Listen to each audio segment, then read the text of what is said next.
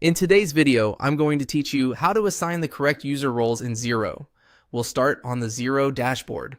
At the very top of the screen, click your name or initials to open the account menu. This is your quick access to organization level options.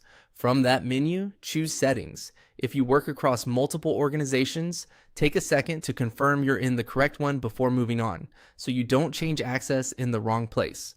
Inside Settings, select Users. Here, you'll see a list of everyone who already has access and what they can do. It's a helpful snapshot to make sure you truly need to add someone new rather than adjust an existing user.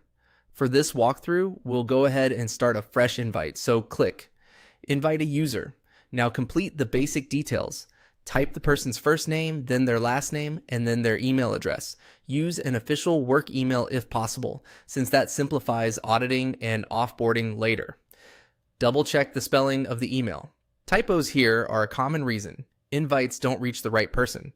If the person doesn't already have a Xero login, they'll be guided to create one with that email.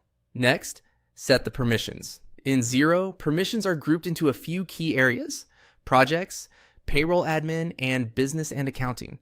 Choose only what the person truly needs, following the principle of least privilege. Projects is for teams that manage project budgets, tasks, and time.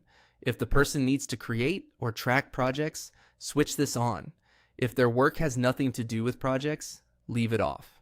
Payroll admin provides access to sensitive payroll information, including employee details, pay runs, and leave. Reserve this for trusted payroll or HR roles. If someone simply needs to view bills or reconcile banks, they don't need payroll access. Business and accounting covers day-to-day finance operations. Within this area, you'll see options that control tasks like creating invoices and bills, reconciling bank transactions, managing contacts, and viewing reports. Think about their responsibilities. A salesperson might only need invoicing. A bookkeeper might require bank reconciliation and bills. And only senior finance or advisors should have the most powerful accounting permissions. Keep banking and reporting access limited to those who genuinely need it to reduce risk. That's the core flow. Open your account menu, go to Settings, Open Users, invite the person, enter their details, and assign the right mix of projects, payroll admin, and business and accounting permissions. A quick review at the end ensures everything matches their role and keeps your data secure. Thanks for watching, and you're all set to assign the correct user roles in Xero with confidence.